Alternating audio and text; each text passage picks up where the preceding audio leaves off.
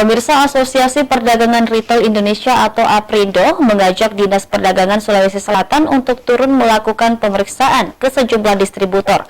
Hal tersebut dilakukan untuk memastikan tidak ada oknum nakal yang diduga melakukan penimbunan minyak goreng.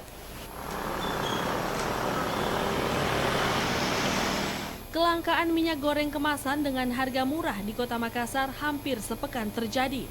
Hal ini turut menyeret peran pengusaha retail di Makassar yang turut andil dalam pendistribusian minyak goreng kemasan di sejumlah toko retail.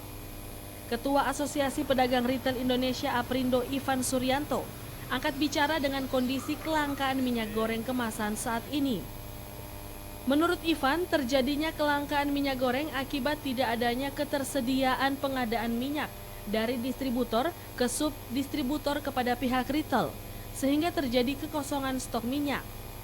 Untuk itu, APRindo mengajak Dinas Perdagangan Sulsel turun bersama melakukan pemeriksaan kepada produsen minyak, memastikan untuk tidak menimbun stok minyak di gudang. Pihaknya juga menekankan untuk para produsen distributor untuk tidak menyimpan stok ketersediaan minyak di gudang mereka, melainkan harus menyalurkan kepada masyarakat. Kami mohon kepada Disperindak, baik provinsi maupun kota, untuk turun ke lapangan, mengadakan pengecekan kepada produsen,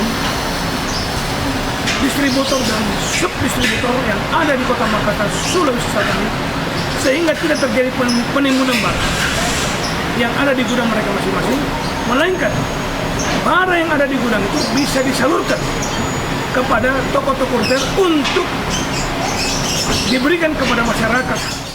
Ivan menambahkan pihak produsen dan distributor minyak goreng yang melakukan kecurangan akan mendapatkan sanksi diatur dalam Perundang-undangan Pasal 3, Nomor 3, 2022 tentang pelaku usaha yang melanggar ketentuan penyediaan akan mendapatkan sanksi administrasi, penghentian usaha dan pencabutan perizinan usaha.